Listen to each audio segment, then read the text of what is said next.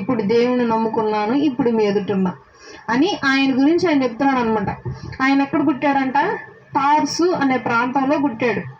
అక్కడ పుట్టినటువంటి ఒక యూదుడు అని అంటే ఇజ్రాయేలీయుడు. నేను అక్కడ పుట్టాను.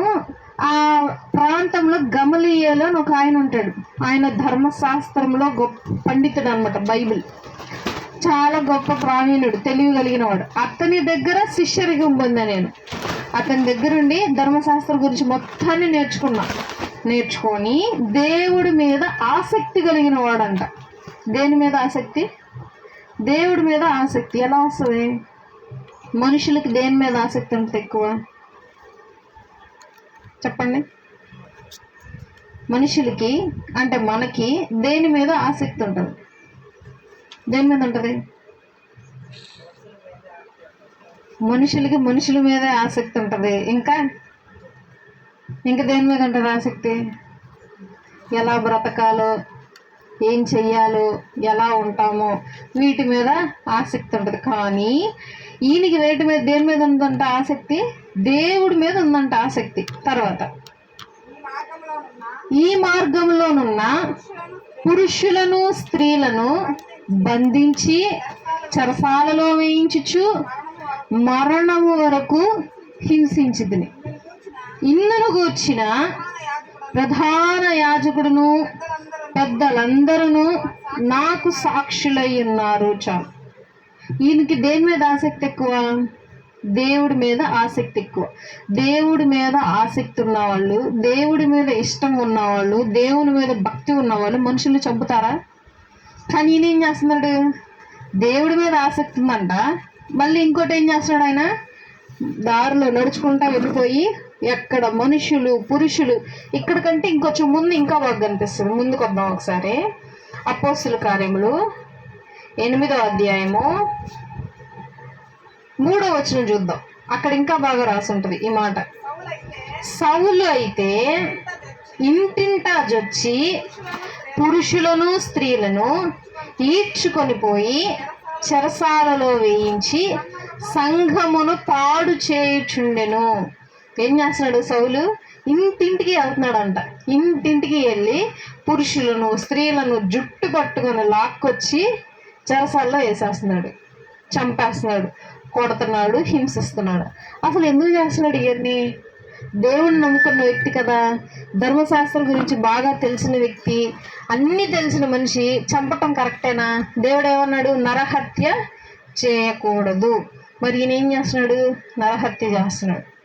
అసలు ఈయన ఎందుకు చంపుతున్నాడు అని అంటే, యేసుక్రీస్తు ప్రభువారు భూలోకానికి వచ్చి నేను దేవుని కుమారుడను అని చెప్పుకొని తిరుగుతుంటే అందరూ శాస్త్రులు పరిసయ్యులు యెహోవా దేవుని నమ్ముకునే వాళ్ళందరూ నమ్మరు. లేదు, కుమారుడు అప్పుడే రాడు, తర్వాత వస్తాడు, వచ్చి రక్తాన్ని ప్రోక్షిస్తాడు, పాపులను క్షమిస్తాడు అని అనుకుంటే ఆలస్యం చేస్తారు. కానీ ఆయనే నిజరక్షకుడు అని ఎవరు నమ్మరు. నమ్మక వాళ్ళందరూ అబద్ధ నిందలు వేసి ఆయన్ని చంపేస్తారు. ఆ తర్వాత ప్రతి ఒక్కరూ ఇలా ఒక మనిషి పుట్టాడు, ఆ మనిషి గొప్పవాడు, ఎన్నో పనులు కార్యాలు చేశాడని అందరూ సాక్షి చెప్తా వచ్చారు. అయితే యేసుక్రీస్తు ప్రభువారు వచ్చాక యెహోవా దేవుణ్ణి వదిలేసి కుమారుడిని పూజించడం మొదలుపెట్టారు. ఎవరిని పూజించడం? తండ్రిని పూజించడం వదిలేసి ఎవరిని పూజించడం మొదలుపెట్టారు? కుమారుడిని పూజించడం మొదలుపెట్టారు. కరెక్టేనా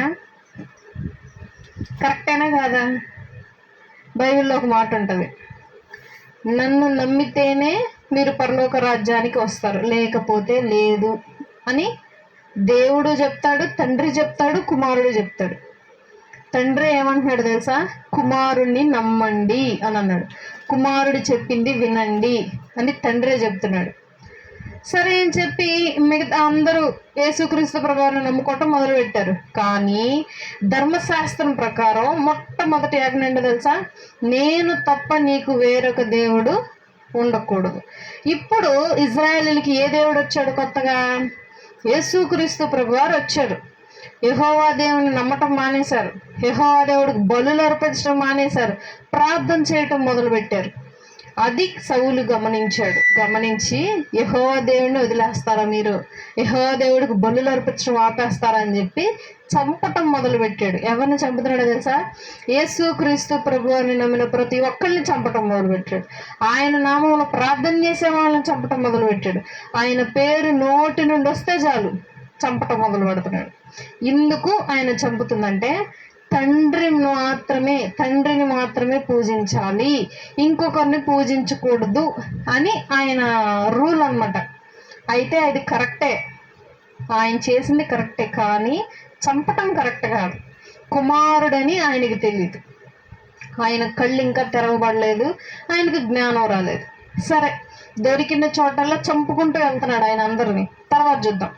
అపోస్తుల కార్యములు 22వ అధ్యాయము 6వ వచనం. అపోస్తుల కార్యములు 22వ అధ్యాయం 6వ వచనం. నేను ప్రయాణము చేయుచు దమస్కునకు సమీపించినప్పుడు మధ్యాహ్న కాలమందు ఆకాశము నుండి గొప్ప వెలుగు అకస్మాత్తుగా నా చుట్టూ ప్రకాశించెను. నేను నేల మీద పడి, సౌలా సౌలా, నీవెందుకు నన్ను హింసించుచున్నావని నాతో ఒక స్వరము పలుకుట వింటిని. సౌలా సౌలా, నన్నేలా హింసింతు చాలించుమనే స్వరము. సౌలా సౌలా, నన్నేలా హింసింతు చాలించుమనే స్వరము. సౌలాది పునినంత సంధింపగానే, సౌలాది పునినంత సంధింపగానే సద్భక్తుడై పౌలుగా మారేగా. యేసున్న స్వరమన్నా నీవెప్పుడైనా విన్నావా? యేసన్న స్వరమన్నా. దమస్కు అనే ప్రాంతానికి క్రైస్తవులందరూ పారిపోయారు అని చెప్పి సమాచారం వచ్చింది సౌలుకి. పారిపోయారా అని చెప్పి ఈయన ఒక సైన్యాన్ని పెట్టుకొని బయలుదేరాడు వాళ్ళనికల. దమస్కు అనే ప్రాంతంలో గుర్రాల మీద కూర్చొని వాళ్ళ సైన్యం పరిగెడతా ఉంటే మధ్యాహ్న కాలం 12-1 ఆ టైంలో గొప్ప వెలుగు వాళ్ళ చుట్టూ వ్యాపించేసిందంట. వాళ్ళు ఆగిపోయి ఎక్కడ వాళ్ళు అక్కడ పడిపోయారు. తర్వాత ఏం జరిగింది అంటే, గొప్ప వెలుగు వచ్చి ఆ వెలుగులో నుండి ఒకళ్ళు మాట్లాడుతున్నారు. ఏమని మాట్లాడుతున్నారు?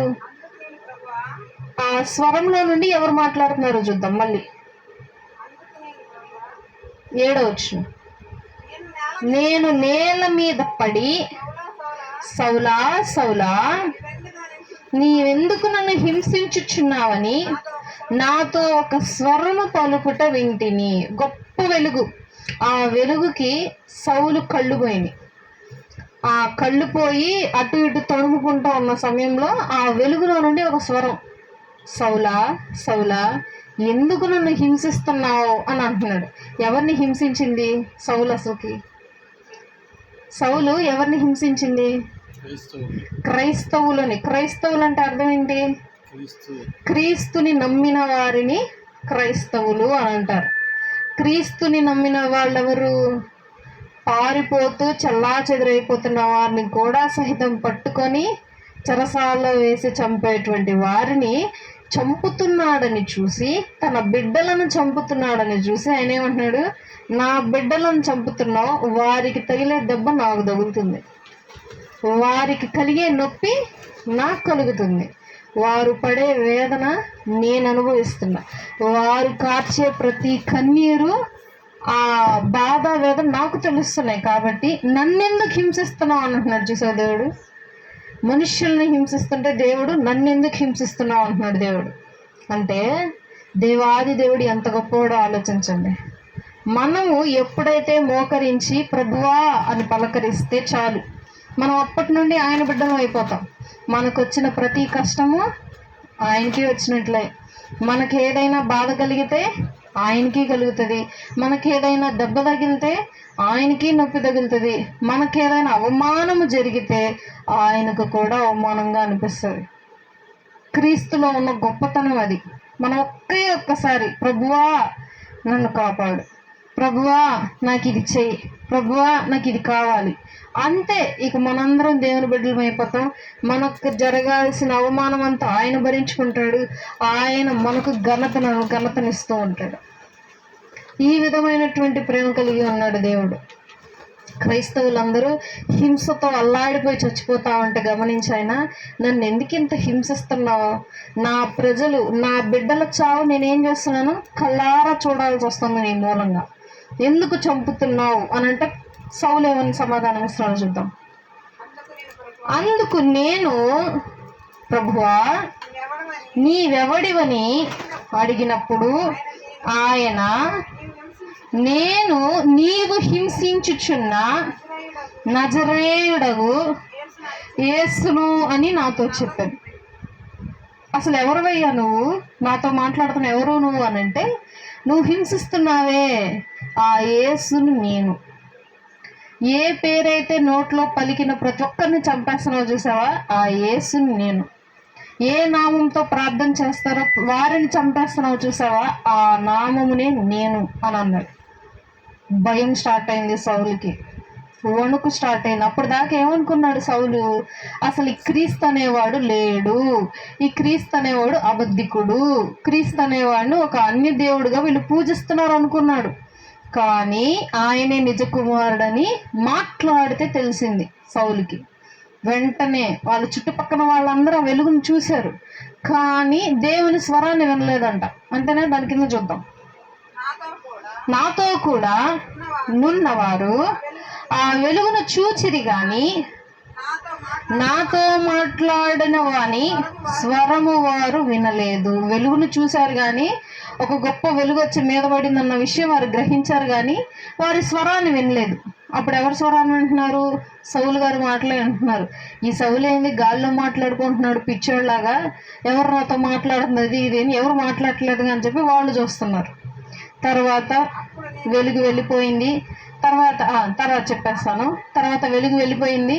తర్వాత ఆయన లేపి తెల్లటి పొర అనమాట, కళ్ళగుడ్లు తెల్లటి పొర వచ్చేసింది. తీసుకెళ్ళిపోయి దమస్కు పట్టణంలో ఒక ఇంట్లో ఉంచేశారు సౌల్ని. అప్పుడు మళ్ళీ దేవుడు అననీయ అనేటువంటి ఒక భక్తుడు కనిపించి, అననీయ, సౌలు ఆ పట్టణంలో ఉన్నాడు, ఆ వీధిలో వెళ్ళి నువ్వు ప్రార్థన చేస్తే మరలా ఆయనకి చూపు వస్తుంది. చూపు వచ్చిన వెంటనే మరలా తాను చేయాల్సిన పనులు చాలా ఉన్నాయి చేస్తాడనంటే, అయ్యా ఎంతో మందిని నీ పేరు చెప్తే చంపేశాడు, ఇప్పుడు నీ ద్వారా నేను వెళ్తే నన్ను కూడా చంపేస్తాడు కదా, నేను అల్లా అంటాడు. లేదు, అతడు చేయాల్సినవి, అతడు శ్రమలు పొందాల్సినవి చాలా ఉన్నాయి కాబట్టి నువ్వు వెళ్ళి ప్రార్థన చేయి. ఆయన వెళ్తాడు, ప్రార్థన చేస్తాడు. ప్రార్థన చేసిన వెంటనే కళ్ళ దగ్గర నుండి పొరలాగా రాలుతుందంట కింద. అంటే ఏం అయి ఉంటుంది? కంటి మీద ఒక పొర వచ్చేసింది ఇట్లా. ఆ పొర ప్రార్థన చేయగానే రాలిపోయింది. ప్రార్థన చేసిన వెంటనే కంటి చూపు రాగానే ఆహారం తిని తనను తాను బలపరుచుకొని ఇక సువార్త పర్యటించడానికి బయలుదేరాడు. అంటే చూపు కోల్పోయినప్పటి నుండి మరలా చూపు వచ్చేదాకా ఆహారం ఏమీ తినకుండా ప్రార్థన చేస్తున్నాడు. అంటే తాను చేసినటువంటి తప్పులన్నింటినీ ఒప్పుకున్నాడు. 3 రోజుల దాకా తనేమి తినలేదు, తాగలేదు. ప్రార్థన చేస్తానే ఉన్నాడు, నన్ను క్షమించు, నువ్వని నాకు తెలియదయ్యా, నువ్వని తెలిస్తే నేను ఇంత అఘాయిత్యం చేసేవాడిని కాదు, ఇంతమందిని హింసించేవాడిని కాదు, ఇంతమందిని చంపేవాడిని కాదని చెప్పి ప్రార్థన చేశాడు. తర్వాత దేవుడు గొప్ప భక్తుడిగా వాడుకున్నాడు.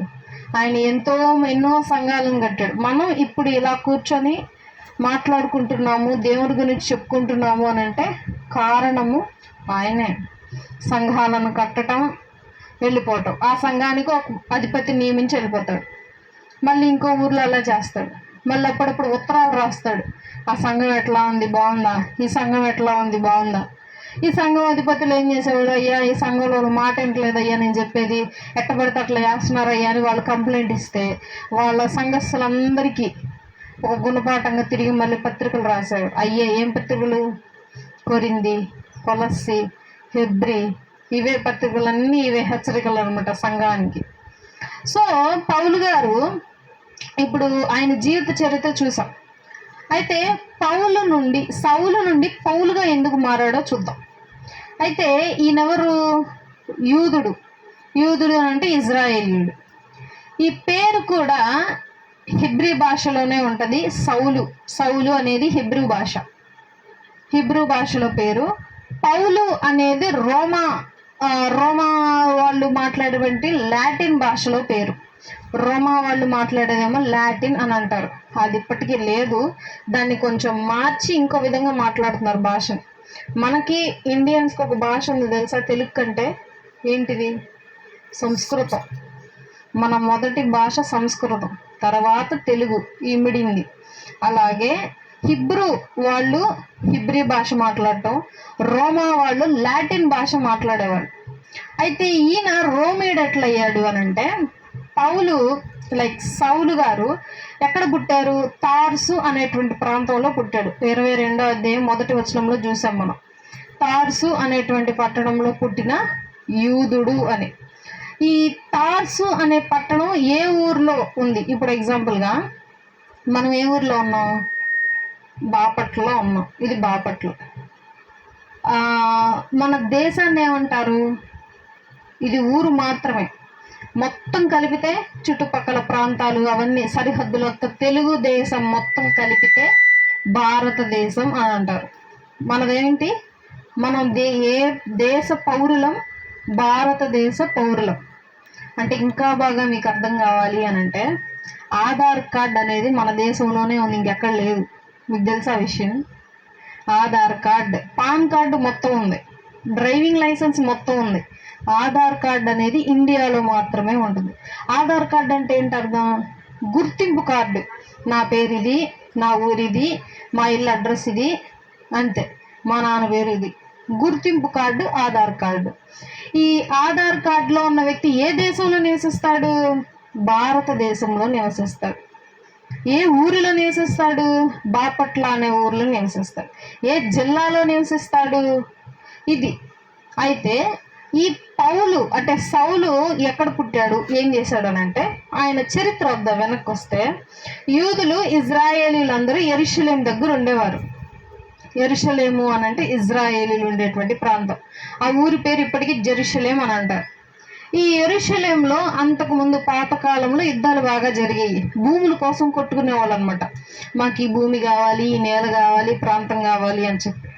సైన్యం తక్కువగా ఉన్న వాళ్ళు ఓడిపోయేవాళ్ళు, భూమిని ఎక్కువగా ఉన్న సైన్యం వాళ్ళు లబ్ధి పొందేవాళ్ళు. అయితే ఈ ఇజ్రాయేలీల ప్రాంతాన్ని, అంటే యూదులు ఉండే ప్రాంతాన్ని రోమా సామ్రాజ్యం వారు ఆక్రమించేశారు. రెండోసారి దేవాలయం కట్టారు. నెహెమ్యా వీళ్ళందరూ యెరూషలేం దేవాలయం కడితే, ఈ రోమా సామ్రాజ్యం తీటస్ అనేటువంటి వ్యక్తి మరలా కాల్చేశాడు ఆ దేవాలయాన్ని.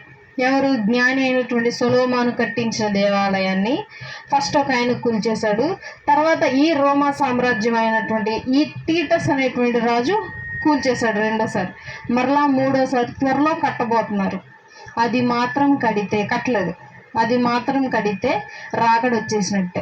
ఇంకా కట్టలేదు. దాని ప్లేస్లో ఇంకొక మందిరం ఉంది ఇప్పుడు. అయితే ఆ రోమా సామ్రాజ్యం వచ్చేసి మొత్తాన్ని ఆక్రమించేసింది, యెరూషలేము దాని చుట్టూ ప్రాంతాలన్నీ. ఇప్పుడు ఆ ప్రాంతంలో పుట్టిన వాళ్ళందరూ ఏమంటారు? రోమీలు అని అంటారు.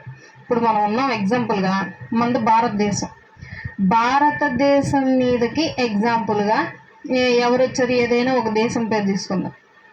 వాళ్ళు వచ్చి యుద్ధం చేశారు, మనం ఓడిపోయాం. వాళ్ళు వచ్చి మొత్తం ఆక్రమించేశారు. ఇప్పుడు ఏ దేశం అయింది మంది? వేరే వాళ్ళ దేశం అయింది మంది, అంతేనా?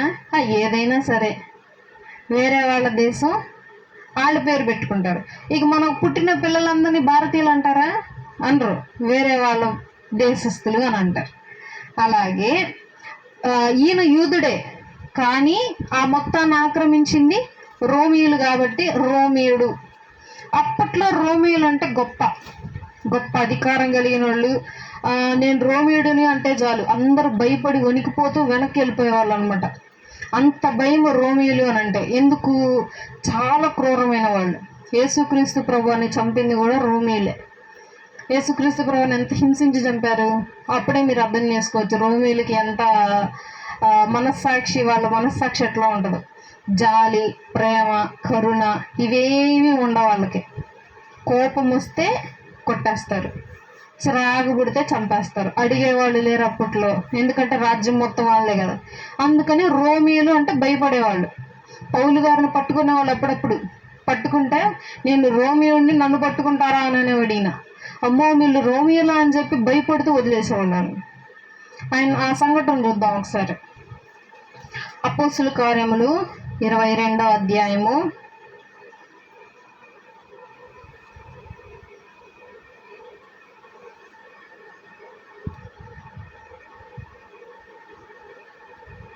26వ వచనం. అతడు 26 శతాధిపతి ఆ మాట విని సహస్రాధిపతి యొద్దకు వచ్చి, నీవేమి చేయబోచున్నావు? ఈ మనుషుడు రోమియుడు సుమి అనెను. అప్పుడు సహస్రాధిపతి వచ్చి అతనిని చూచి, నీవు రోమియుడవా? అది నాతో చెప్పుమనగా అతడు అవునని చెప్పాను. సహస్రాధిపతి, నేను బహుద్రవ్యం ఇచ్చి ఈ పౌరత్వము సంపాదించుకొంటినెను. అందుకు పౌలు, నేనైతే పుట్టుకతోనే రోమియుడునని. చాలు, నాకు ఇది చూడగానే మన చరిత్ర గుర్తొచ్చింది నాకు ఈ మాటలు వినగానే. ఈయన ఏం చేస్తాడంటే సాక్ష్యం చెప్పుకుంటున్నాడుగా, నేను అప్పట్లో అందరిని చంపాను, హంతకుణ్ణి అని చెప్పి. విన్న మనుషులకు కోపం వచ్చింది. నువ్వేమో దేవుడిని నమ్మే వాళ్ళని చంపి మళ్ళీ దేవుడి గురించి చెప్తావా అని చెప్పి, చంపేయండి వీడిని అని చెప్పి అందరూ లేచి కేకలు వేయటం మొదలుపెట్టారు. అప్పుడు చుట్టూ ఉన్నటువంటి సైనికులు అందరూ వచ్చి పట్టుకుంటారు పౌల్ని. పట్టుకొని చెరసాల్లో వేస్తారు. కొట్టబోతుంటే ఈ మాట చెప్తాడు, నేను రోమియుడను, నా మీదే చెయ్యేస్తారా అని. భయం వేసి వెనక్కడిగేస్తే సహస్రాధిపతి వస్తాడు. అంటే అక్కడ ఉన్నటువంటి వారి మీద కొంచెం అధికారి వచ్చి, ఏమైంది, ఏం జరిగింది, కొట్టడం ఆపేశారు ఏంటి అని అంటే, ఇతడు రోమియుడు అంట అని అన్నారు. నువ్వు రోమియుడు అని అంటే అవునంటారు. నేను ఎంతో డబ్బులు ఇచ్చి కొనుక్కున్నాను ఆ రోమియోల పౌరసత్వాన్ని అని అంటాడు. ఏమిచ్చి కొనుక్కున్నాడంట? డబ్బులు ఇచ్చి కూడా కులాన్ని కొనుక్కోవచ్చా చెప్పండి?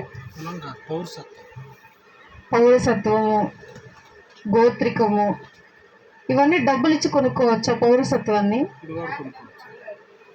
కానీ అప్పట్లో అదే జరిగేది. కాబట్టి రోమియోలు ఆ పౌరసత్వానికి సంబంధించిన వాళ్ళు ఎట్లా పడితే అట్లా కొనుక్కొని వీళ్ళు రోమియోలు వాళ్ళు రోమియోలు అయిపోయి రియల్గా పౌరసత్వం వాళ్ళు తగ్గిపోయారు. ఇట్లా కొనుక్కునే వాళ్ళు ఎక్కువైపోయారు. రోమా పౌరసత్వాన్ని కొనుక్కున్నాడంట ఎవరు? ఈ సహస్రాధిపతి. నేను రోమియోని అని చెప్పుకుంటే చాలు, రండి కూర్చోండి. మనలో కూడా అంతే కదా, అయ్యా ఈయన రాజుగారు కూర్చోండి. అలాగా రోమియోలు అనేసరికి కూర్చోండి అంటారు. అంత రెస్పెక్ట్ ఇస్తారు అనమాట. దాన్ని నేనేం చేస్తున్నాడంట? కొనుక్కున్నాడంట. అందుకు పౌలు ఏమంటున్నాడు? అదే వచనంలో కింద లైన్ 27వ వచనం, 28వ వచనం. అతడు అవునని చెప్పాను. సహస్రాధిపతి, నేను బహుద్రవ్యం ఇచ్చి ఈ పౌరసత్వమును సంపాదించుకుంటున్నాను. అందుకు పౌలు, నేనైతే పుట్టుకతోనే రోమియుడిని. ఈయనంట పౌరసత్వాన్ని కొనుక్కున్నాడంట. నేను పౌరసత్వాన్ని కొనుక్కున్నానయ్యా చాలా డబ్బులు ఇచ్చి. నువ్వు కొనుక్కున్నావు, నేను ఫ్రీగా వచ్చింది. ఎందుకు? నేను పుట్టిందే ఆ దేశంలో. వెంటనే వదిలేశారు. కానీ ఎట్లా అయ్యాడు? స్టార్టింగ్లో చూస్తే ఏమయ్యాడు చూడండి. అపోస్తుల కార్యము 22వ అధ్యాయం 1వ వచనం. ఇక్కడేమన్నాడు? నేను కిలికియాలోని తార్సులో పుట్టిన యూదుడు రోమియుడు ఎట్లా అవుతాడు? యూదుడు వేరు, రోమియుడు వేరు. యూదులు అనంటే గోత్రము, అది. రోమా అనంటే పౌరసత్వము. అదే చెప్పాను. ఇప్పుడు మనం ఉన్నాం, మన గోత్రాలు వేరు, మీ గోత్రాలు వేరు, మా గోత్రాలు వేరు, మన చుట్టుపక్కల గోత్రాలు వేరు. కానీ మన పౌరసత్వము, మనమంతా ఉండేది ఏ దేశంలో? అది అర్థమైనా? పౌలు యొక్క గోత్రమేమో యూదుల గోత్రం, అంటే క్రైస్తవుడు అనుకో, యెహోవా దేవుని నమ్ముకునేవాళ్ళు అనుకో.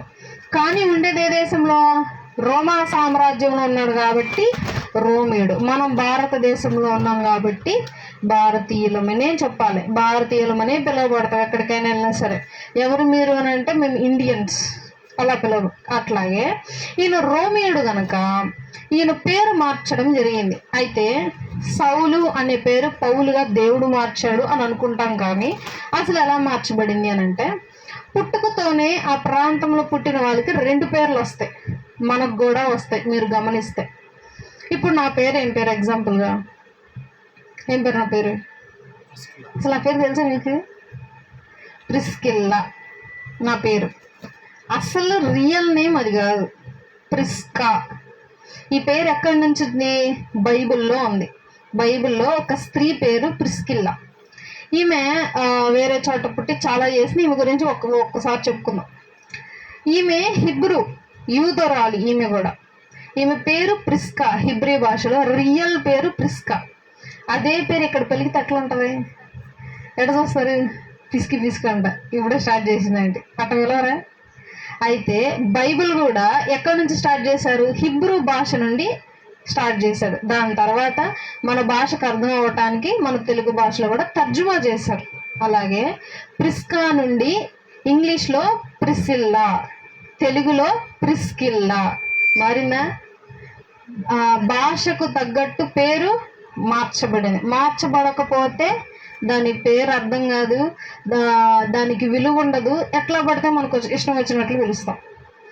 అలాగే ఈ పౌలు గారు అంటే సౌలు గారు కూడా, సౌలు అనే పేరు హిబ్రూ భాష. సౌలు అనే పదం హిబ్రూ భాష నుండి వచ్చింది. పౌలు అనేది రోమా సామ్రాజ్యం నుండి, రోమియోలు మాట్లాడేటువంటి భాష, లాటిన్ భాష నుండి తర్జుమా. అంటే ఆయనకు పుట్టుకతోనే 2 పేర్లు ఉన్నాయి.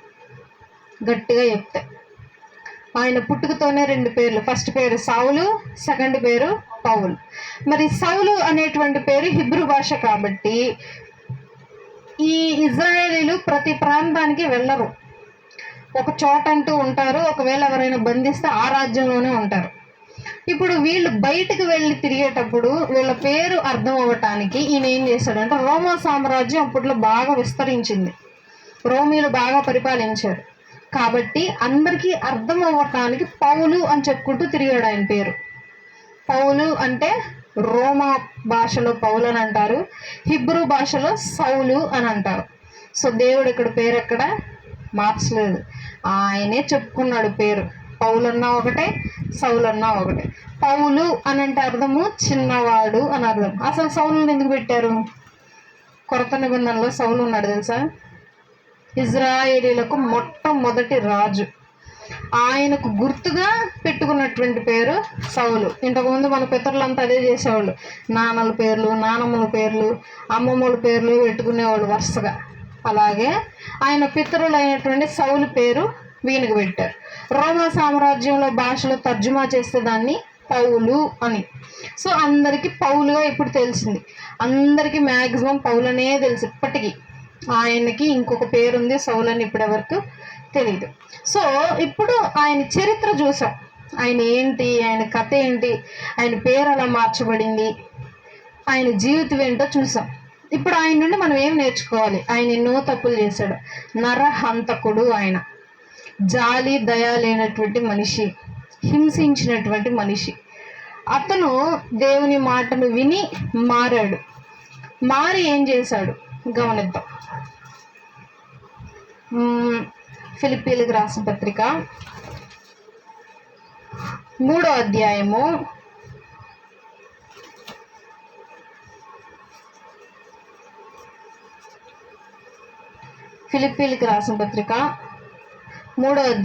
14వ వచనం.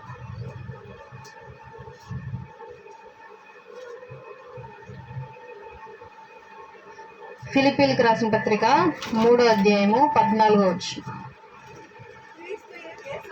క్రీస్తు యేసునందు దేవుని ఉన్నతమైన పిలుపునకు కలుగు బహుమానము పొందవలెనని గురి యొద్దకే పరిగెత్తుచున్నాను. చాలు, పౌలు గారు చెప్పేటువంటి మాట. ఆయనలో నేనేం చేశానంట, క్రీస్తు యొద్దకు పరిగెడుతున్నాడంట. ఆయనకంటూ ఒక ఎయిమ్ ఉందంట, ఒక గురి జీవితంలో, ఇది నేను సాధించాలి అనేటువంటి గురి ఉందంట ఆయనకి. ఏంటి ఆ గురి? క్రీస్తు దగ్గరికి వెళ్ళిపోవాలి, క్రీస్తులోనే నడవాలి, క్రీస్తు చెప్పినట్టే వినాలి. అదే ఆయన గురి అంట. ఆయన గురి ఆ విధంగా ఉంది కాబట్టి పరిగెత్తడం మొదలుపెట్టాడు. క్రీస్తు ఎక్కడైతే ఉంటాడో ఆ దారి వెంట పరిగెడుతూనే ఉన్నాడు, ఎక్కడ ఆగకుండా. మధ్యలో ఆయన్ని చంపేశారు, తర్వాత శత్రువులందరూ కలిసి చంపేస్తారు ఆయన్ని. ఆయన ఆగకుండా క్రీస్తు యొద్దకు పరిగెత్తాడు. ఆయన ఎక్కడ తొట్టిరేలా పక్కకి, ఆయన భక్తి ఎక్కడ నశించలా, ఆయన విశ్వాసం ఎక్కడ పోలా, మళ్ళీ పాపంలోకి వెళ్ళా, మళ్ళీ లోకంలోకి మాత్రం వెళ్ళాల. ఆయన నడవటం మొదలు పెడితే నడుచుకుంటూనే ఉన్నాడు, పరిగెత్తడం మొదలు పెడితే పరుగులోనే ఉన్నాడు, వెనక్కి మాత్రం తిరగల. ఇంకోటి చూద్దాం ఆయన గుణాలు. 1 కొరింథీయులకు రాసిన పత్రిక 9వ అధ్యాయము 6వ వచనం. 1 కొరింథీయులకు రాసిన పత్రిక 9వ అధ్యాయం 16వ వచనం.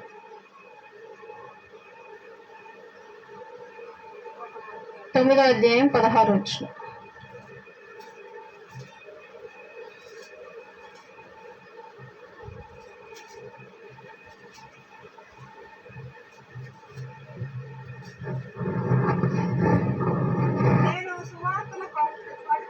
నేను సువార్తను ప్రకటించుచున్నానుగా నాకు అతిశయ కారణము లేదు. సువార్తను ప్రకటింపవలసిన భారము నా మీద మోపబడి ఉన్నది. అయ్యో, నేను సువార్తను ప్రకటింపకపోయిన ఎడల నాకు శ్రమ. ఆయన పలికినటువంటి మాట, నేను సువార్తను ప్రకటించాలి అని చెప్పి దేవుడు నాకు చెప్పాడు. నేను ఒకవేళ చేయలేదనుకో, దేవుడి మాట నా నోట్లోంచి పలకలేదనుకో, దేవుడి గురించి నేను ప్రార్థన చేయలేదనుకో, దేవునికి చెల్లించాల్సినటువంటి స్థుతులు నేను చెల్లించలేదనుకో, నాకు శ్రమ, నాకు బాధలు వస్తాయి, ఇబ్బందులు వస్తాయి, కష్టాల పాలవుతాను. కాబట్టి నేను ఎక్కడ అతిశయపడను. నాకున్నటువంటి దాన్ని చూసి నేను ఎక్కడ అతిశయ. కానీ పౌలు గారి గొప్పతనం చాలా గొప్పది. ఆయన ఎన్నో బాధలు పడ్డాడు, ఎన్నో ఇబ్బందులు పడ్డాడు, ఎంతో హింసలు అందాడు. అయినా సరే ఎక్కడ లేదు అతిశయం. ఆయన తగ్గించుకుంటూనే వచ్చాడు. ఆయన బాధలు, ఎన్నెన్ని బాధలు పడ్డాడు, ఏ బాధలు పడ్డాడో చూద్దాం. ఆయన ఫిలిప్పీలకు రాసిన పత్రిక 3వ అధ్యాయము 13. తిమోతి చూద్దాం. తిమోతి 2వ తిమోతి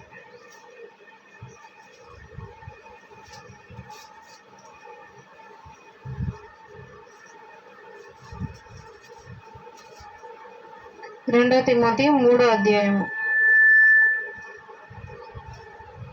16.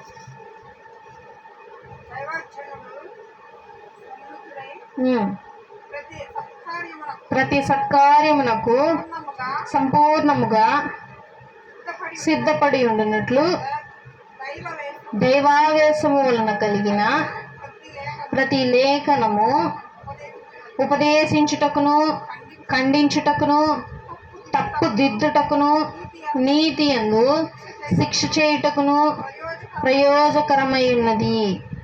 ఈయన చెప్పేది ఏంటి అని అంటే, ఈయన సువార్త ప్రకటించే క్రమంలో ఉన్నాడు కాబట్టి సంఘంలో ఎవరైనా తప్పు చేసినా ఈయన ఖండించేవాడంట. ఈయన వయసులో పెద్దగా ఉన్నవారు తప్పు చేసినా కానీ ఖండించాడు. ఈయనకంటే ముందు వచ్చినటువంటి శిష్యుడు ఒక ఆయన ఉన్నాడు, పేతురు. ఆయన తప్పు చేస్తే కళాఖండిగా అందరి ముందు ఖండించాడు నుంచొని, పేతురు నువ్వు చేసింది తప్పు. కానీ పౌలు గారి మీద పేతురు గారి వయసు ఎక్కువ, అయినా సరే ఖండించాడు. ఎందుకు? తప్పు చేశాడు కాబట్టి. ఆయనలో ఉన్నటువంటి ఇంకొక గుణం ఇది, తప్పు చేస్తే ఖండించాలి, తెలియజేయాలి, నువ్వు తప్పు చేసావు, నువ్వు తప్పు చేస్తున్నావు, ఇలా చెయ్యొద్దు అని చెప్పి. మనం చెప్పినా వినకపోతే ఇంకప్పుడు వాళ్ళని వదిలేయాలి, కానీ తప్పు చేసినప్పుడు మాత్రం ఖచ్చితంగా వాళ్ళకి తెలియజేయాలి. ఈయనలో ఉన్నటువంటి గుణం అది. తర్వాత ఫిలిప్పీలకు రాసిన పత్రిక 2వ కొరింథీలు చూద్దాం. 2వ కొరింథీ 11:23.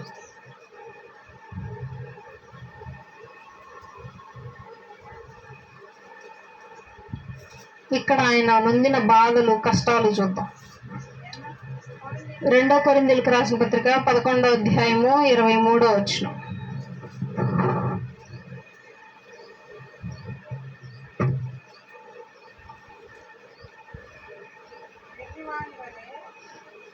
23వ వచనం, లేకపోతే 22 నుంచి చూద్దాం. వారు హెబ్రీయులా, నేనును హెబ్రీయుడనే. వారు ఇజ్రాయేలీలా, నేను ఇజ్రాయేలీయుడనే. వారు అబ్రహాము సంతానమా, నేను అట్టివాడినే. ఈ మాట అంటున్నాడు. వాళ్ళు హెబ్రీలా, నేను హెబ్రీయుడినే. వాళ్ళు అబ్రహాం సంతానం, నేను అబ్రహాం సంతానమే. వాళ్ళు ఇజ్రాయేలీలా, నేను ఇజ్రాయేలీయుడిని. ఎందుకు ఈ మాట అంటున్నాడంటే, ఇప్పుడు ఎగ్జాంపుల్గా ఆయన ఒక ఊరు వెళ్తాడు. ఊరెళ్ళి సంఘాన్ని స్థాపించి, ఇప్పుడు మనమే పెట్టుకుందాం ఎగ్జాంపుల్గా, పౌలు గారు ఈ ఊరు వచ్చాడు, ఈ సంఘాన్ని స్థాపించి నన్ను హెడ్గా పెట్టి ఇక్కడ అంటే నన్ను సంఘాన్ని చూసుకోమని చెప్పి వెళ్ళిపోయాడు వేరే ఊరికి. నేనేం చేశాను చెప్తా ఉన్నాను. అయిపోతే ఇంకొక వ్యక్తి వచ్చాడు. వచ్చి నేను పౌలుకి మేనమామను అవుతాను, పౌలు ఇక్కడ నన్ను ఉండమన్నాడు, నువ్వు వెళ్ళిపోమ్మా అని నాకు చెప్పాడు. ఏం చెప్పాడు? పౌలుకి నేను మేనమామను అవుతాను, నేను చూసుకుంటానులే సంఘాన్ని మొత్తం, నువ్వు వెళ్ళిపోను అన్నాడు. అప్పట్లో వెంటనే ఫోన్ చేసి ఏమయ్యా నిజమేనా చెప్పింది అంటానుకుందా? ఫోన్లు ఉన్నాయా? ఏమి లేవు. ఉత్తరాలు రాయాలి. ఉత్తరాలు ఎప్పటికి వెళ్తాయో, ఇప్పుడు వెళ్తే ఏ నెలలకే, సంవత్సరాలకు వెళ్తాయి. ఇంక సరే అని చెప్పి నమ్మేసి వెళ్ళిపోయేవాడు. ఈయన ఏం చేసేవాడు? నేనే పౌల్ని, అసలు పౌలుని నిలబెట్టిందే నేను, పౌలు మారిందే నా మూలంగా అని చెప్పడం మొదలుపెట్టారు జనాలకి. అమ్మో పౌలు కంటే గొప్పవాడా అని చెప్పి వీళ్ళు ఏం చేసేవాళ్ళు?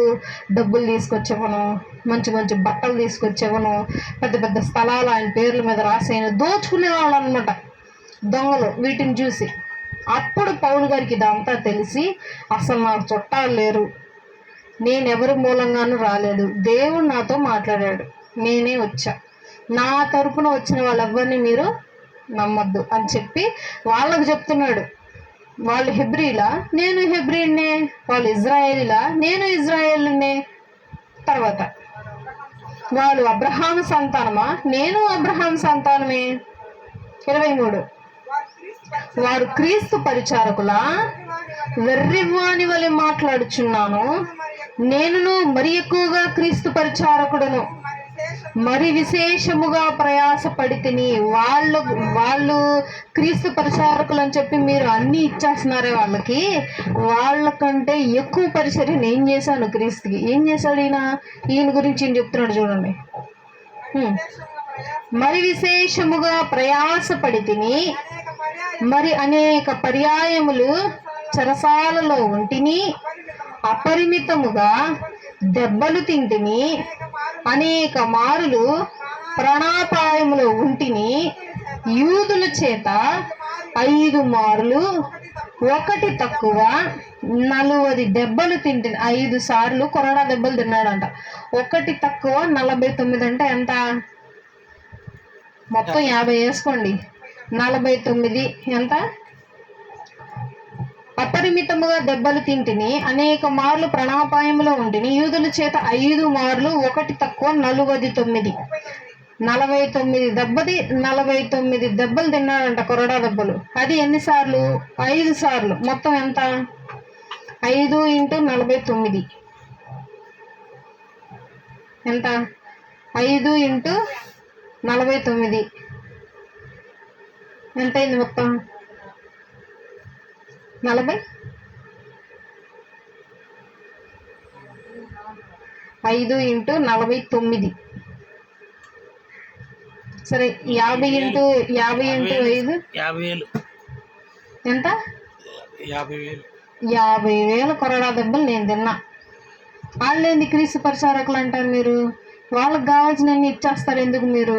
వాళ్ళు ఏది అడిగితే ఇచ్చేస్తారేంటి మీరు అని అంటున్నాడు. ఎప్పుడు పడితే అప్పుడు నన్ను తీసుకెళ్ళి చెరసాలలో వేసేసారు, కాళ్ళు చేతులు సంఘాలతో కట్టేశారు. 5 సార్లు కొరడా దెబ్బలు తిన్నా. ఎన్ని కొరడా దెబ్బలు తిన్నావు కూడా చెప్తున్నాడు. 49 కొరడా దెబ్బలు తిన్నానని చెప్తున్నాడు, లెక్కతో సహా.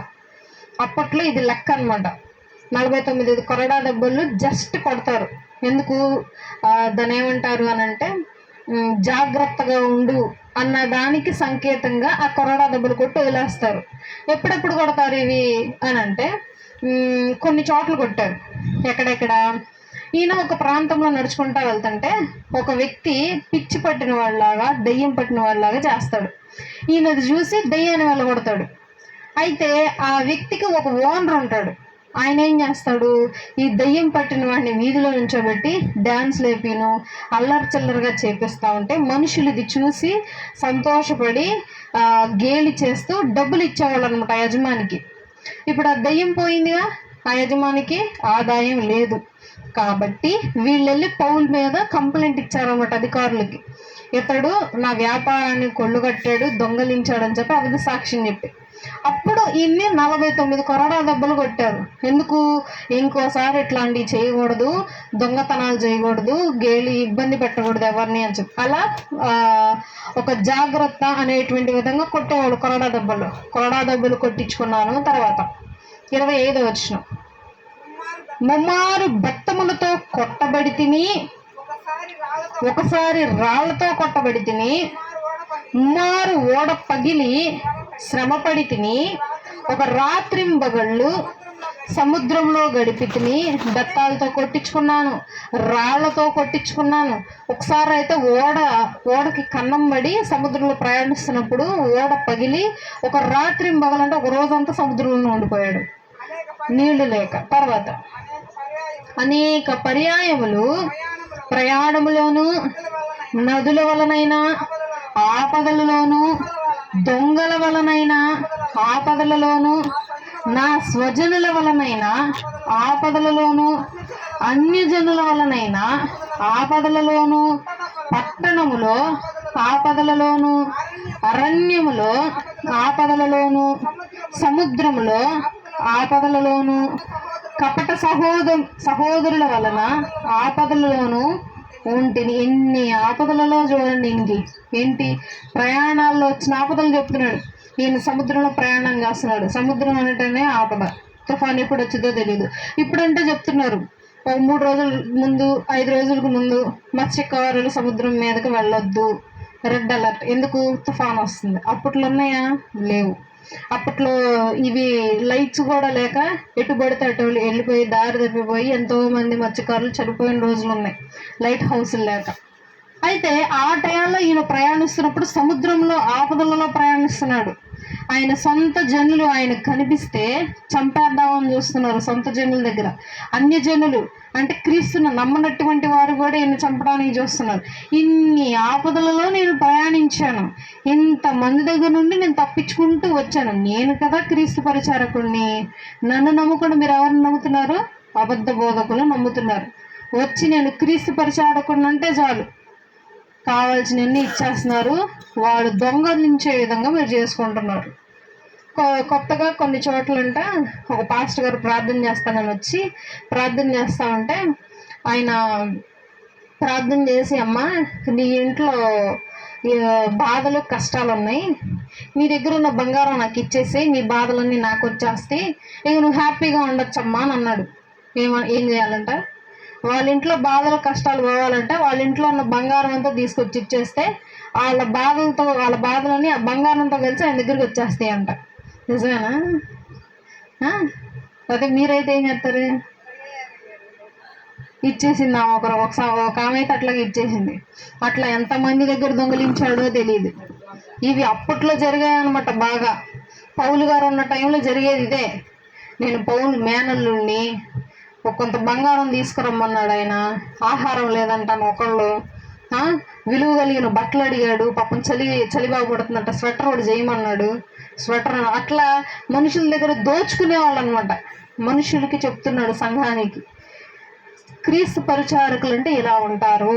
శ్రమ పొందిన వాడే క్రీస్తు పరిచారకుడు, శ్రమ పొందని వాడు కాదు. ఇప్పుడు ఎవరైనా వచ్చి క్రీస్తు పరిచారకులు అంటే ఏం చెప్పాలి? మళ్ళీ ఏం అడగాలి? ఎన్ని ప్రాంతాలు వెళ్ళారు, ఎన్ని శ్రమలు అనుభవించారు అడగాలి మీరు. ఎందుకు? నేను అనుభవించాను కదా అన్ని శ్రమలు అంటున్నాడు. తర్వాత ఇంకో వచ్చిన ప్రయాసముతో కష్టములతోనూ తరచుగా జాగరణములతోనూ ఆకలి దప్పులతోనూ తరచుగా ఉపవాసములతోనూ చలితోనూ దిగంబరత్వముతోనూ ఉంటిని. ఇంకనూ చెప్పవలసినవి అనేకములున్నవి. కష్టాలు, బాధలు. ఒక్కొక్కసారి తిండి కూడా లేకుండా ఆకలితోనే ఉండిపోయాం. ఒక్కొక్కసారి ఒంటి నిండా కప్పుకోవటానికి బట్టలు లేక చలిలో అట్లాగే వణుకుతూ ఉండిపోయాం. అప్పుడప్పుడు ఉపవాసాలు ఉన్నాను. ఇంత వేదనలో కూడా నేను మీకు సేవ చేస్తా ఉన్నాను. కానీ ఇంకా ఉన్నాయంట, ఇవే చాలా అనుకుంటే ఇంకా ఉన్నాయంట పౌలు గారు అనుభవించిన శ్రమలు. తర్వాత ఇవియుగాక సంఘములన్నిటి గూర్చు చింతయు కలదు, ఈ భారము దినదినము నాకు కలుగుచున్నది. చాలు. పౌలు గారు అనుభవించిన శ్రమలు ఇవి, ఆయన పడిన బాధలు ఇవి. ఆయన క్రీస్తు అని పలికిన ప్రతి ఒక్కరిని ఏ విధంగా చంపాడో, నరహంతకుల్లాగా, మనస్సు లేనటువంటి మనిషిలాగా చంపాడో క్రీస్తు ఆ విధంగా వాడుకున్నాడు. ఆయన్ని ప్రతి విషయంలో వాడుకున్నాడు దేవుడు పౌల్ని. ప్రతి ప్రాంతానికి వెళ్ళాడు. ఇప్పుడు తోమా కూడా ఎవరు అనుకుంటున్నారు? పౌలు గారిని చూసి పౌలు గారి మాదిరిగానే ఆయన కూడా మన ప్రాంతానికి వచ్చి సేవ చేసినటువంటి వ్యక్తి. సెయింట్ పౌల్ అని అంటారు మన వాళ్ళందరూ. అసలు క్రైస్తవ్యం ఎక్కడ స్టార్ట్ అయిందో తెలుసా? రోమా సామ్రాజ్యం నుండి స్టార్ట్ అయింది. చంపింది ఎవరు? రోమీలే చంపారు. రోమా సామ్రాజ్యం నుండి క్రీస్తు ఉద్భవించాడు. అక్కడ నుండే వచ్చింది మరియమ్మ తల్లి, మేరీ మాత అంటారు కదా. RCM ఫస్ట్, తర్వాత లూథరన్, ఇవన్నీ వచ్చాయి. First RCM. సో పౌలు గారి నుండి మనం నేర్చుకోవాల్సింది ఏంటి అని అంటే అపారమైన భక్తి. ఆయనకు ఫస్ట్ నుండి ఆయన చనిపోయేదాకా ఉంది ఒకే ఒకటి, దేవుడి మీద ఆసక్తి. ఆయన ఎలా ఉంటాడు, ఆయన ఏం చేస్తాడు, ఆయన ఇన్ని ఎలా చేయగలుగుతున్నాడు, ఇంత విధంగా ఎలా ప్రేమించగలుగుతున్నాడు, అడిగిన ప్రతీది ఎలా ఇవ్వగలుగుతున్నాడు, చాలా గొప్పగా ఉన్నాడే. ఆయనలో ఉన్న ఆసక్తి. క్రీస్తు కనిపించాక కూడా ఆసక్తి అక్కడ మారల. ఆసక్తి ఏమైందంటే పెరిగింది. బైబిల్లో చాలామంది భక్తులు ఉన్నారు, ఎవరూ చెప్పనటువంటి మాట ఈయన చెప్పాడు. ఏమంటే, మీరందరూ నన్ను పోలి నడుచుకుంటే చాలు. క్రీస్తు ఏమన్నాడు? అందరూ క్రీస్తు వలె ఉండాలి, క్రీస్తును పోలి నడుచుకోవాలి అని అంటే ఈయన ఏమంటున్నాడు? నన్ను పోలి నడుచుకుంటే మీరు క్రీస్తును పోలి నడుచుకున్నట్టే. నేను చెప్పింది చేస్తే, నేను బ్రతికినట్టు మీరు బ్రతికితే క్రీస్తు బ్రతికినట్టే అంట. అంటే ఈయన బ్రతుకు ఆ విధంగా ఉంది. ఈయన సేమ్ క్రీస్తు ఏ విధంగా బ్రతికాడో, క్రీస్తు ఏ విధంగా కష్టాలు అనుభవించాడో, బాధలు అనుభవించాడో, ఓర్పుగా ఉన్నాడో, ఈయన కూడా ఆ విధంగానే ఉన్నాడు. ఇంత గొప్ప మాట ఎవరు చెప్పలేకపోయారు. దావీదు చెప్పలేకపోయాడు, అబ్రహాము చెప్పలేకపోయాడు, ఇస్సాకు చెప్పలేకపోయాడు, గొప్ప గొప్ప భక్తులు చెప్పలేకపోయారు, తిమోతి, ఫిలిప్పు, వీళ్ళెవ్వరు చెప్పలేకపోయారు. కానీ ఈయన చెప్పగలిగాడు. ఏంటి అని అంటే ఈయన పుట్టుక నుంచి అంతము వరకు ఒకటే ఉంది ఈయనలో ఆసక్తి, దేవుడి మీద ఆసక్తి, దేవుడి మీద భక్తి, దేవుడి మీద ప్రేమ. ఇవి మనకు ఉండాలి. ఇవి గనుక మనకుంటే దేవుడు ఏం చేస్తాడు తెలుసా? తన రాజ్యాన్ని మనకి ఇచ్చేస్తాడు. తన రాజ్యానికి మనలను వారసులుగా చేస్తాడు. వీళ్ళందరూ వారసులుగా ఇప్పుడు. వీరి వల్ల మనం కూడా వారసులు అవ్వాలనంటే ఈ విధమైన గుణాలు మనం కలిగి ఉండాలి. ఒకసారి మనకున్నాయా లేవా చూద్దాం. అసలు మనం ఈ గుణాలు కలిగి ఉన్నామా లేదా? ఒకవేళ ఈ గుణాలు మనలో లేకపోతే అలవర్చుకోవాలి. అందరి తల నుంచి కళ్ళు మూసుకున్నట్లయితే ప్రార్థన చేసుకుందాం. వీటి గుణాల గురించి మనం ప్రార్థన చేద్దాం. తండ్రి, నీకు వందనాలు, స్తోత్రం తండ్రి. ప్రభా, ఎంతో మంది రోజులకు నశించిపోతుండగా మీరు మమ్మల్ని లాగు చేయకుండా మట్టికి సజీవులకు ఉంచిన విధానం బట్టి నీకు స్తోత్రాలు నా తండ్రి. ప్రభా, మేమందరం ఏకంగా సమకూడి స్తుతించి కనపరిచే భాగ్యం అందరికీ అనుగ్రహించవాలన్నారు. ఈరోజు విన్నటువంటి వాక్యంలో నా తండ్రి ప్రభా, మేమందరము నాయన పౌలు గారిని చూసి తండ్రి ఎన్నో కార్యములు నేర్చుకోవాలని తెలియజేస్తున్నారు. ఆయన తండ్రి, ఆయనకున్నటువంటి ఓపిక నా తండ్రి, ఆయన నీ మీద పెంచుకున్నటువంటి భక్తి నా ప్రభువా, భయము నా తండ్రి, అతిశయము నా ప్రభువా మా జీవితాల్లో కూడా అనుగ్రహించు. ఇక్కడ ప్రతి ఒక్కరి జీవితంలోనూ అనుగ్రహించండి నాయన. వారి మనసులు తెరవండి, కన్నులను తెరవండి.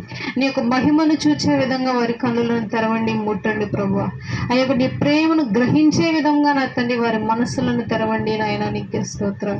ఏ విధంగా అయితే నువ్వు పౌలు గారికి కనిపించి ఆయన కన్నులు తెరిచావో నాయన, నీ యొక్క సంఘస్థులను కూడా ఆ విధంగా ముట్టండి నా ప్రభువా. నీ యొక్క యొక్క అద్భుత కార్యములు వారు చూచులాగా వారి కన్నులను తెరవండి, వారి మనస్సులను తెరవండి, వారిని గ్రహించే విధంగా వారిని తీర్చిదిద్దండి నా ప్రభువా. నీకే స్తోత్రాలు. పౌలు గారు లాగా మా జీవితాలను మార్చుకునే కృపను జ్ఞానమును మా అందరికీ అనుగ్రహించి ఈరోజు జరిగినటువంటి కార్యక్రమాల్లో ఆది నుండి అంతవరకు అధ్యక్షత వహించారు. వందనాలు అయా నా తండ్రి ప్రభా. మేము కూడి ముగించుకొని మా స్వగృహాల వెలువచ్చుడు రాకపోకలు మీరు తోడుగాడు సహాయం చేయండి. గత వారం అంతా అన్ని రకాల కాపుదలు భద్రపరిచావు, కృతజ్ఞతలు. ఈ వారము కూడా తండ్రి ప్రభు రాబోయేటువంటి ఈ వారం అంతా అన్ని రకాల కాపుదలు భద్రపరిచి మరలా మేమందరం ఇదే విధంగా శనివారం సాయంత్రం ఉపవాస కూడికలు మేమందరం కలుసుకొని నేను ఏకరీతిగా స్తుతించి గణపరిచే భాగ్యం అనుగ్రహించి ఆయా సంఘస్థలను దీవించండి, ఆశీర్వదించండి. కాల్సిన ప్రతి అవసరతను తీర్చండి. ఆయా తను ఎటువంటి పరిస్థితులు ఎటువంటి అవసరతలో వచ్చి ఉన్నారో నీవే ఎరిగినావు నాయన. ప్రతి అవసరతను నీవు తీర్చండి నాయన. నీ సాక్ష్యముగా నా తెలుపు నీకు సన్నిధిలో గొప్ప సాక్షులు నిలబడటకు సహాయం చేయండి. ఆయన సంఘాన్ని దీవించండి, ఆశీర్వదించండి, అభివృద్ధిపరచండి. మినిస్ట్రీని దీవించండి, ఆశీర్వదించండి. అనేకమైన కార్యక్రమాలు ఈ మినిస్ట్రీ ద్వారా జరిగించండి. నా తండ్రి నీకే స్తోత్రములు చెల్లించుకుంటూ ఏస్తున్నప్పటి అడిగి వేడు కొంచెం ప్రార్థిస్తున్నాం తండ్రి. ఆమేన్. మన తండ్రి దేవుని ప్రేమయు కుమారుడైన యేసుక్రీస్తు ప్రభువారి కృపయు పరిశుద్ధాత్మ సహవాసము మనందరికీ ఎల్లప్పుడూ తోడేండి నడిపించును గాక. ఆమేన్. అందరికీ వందనాలు.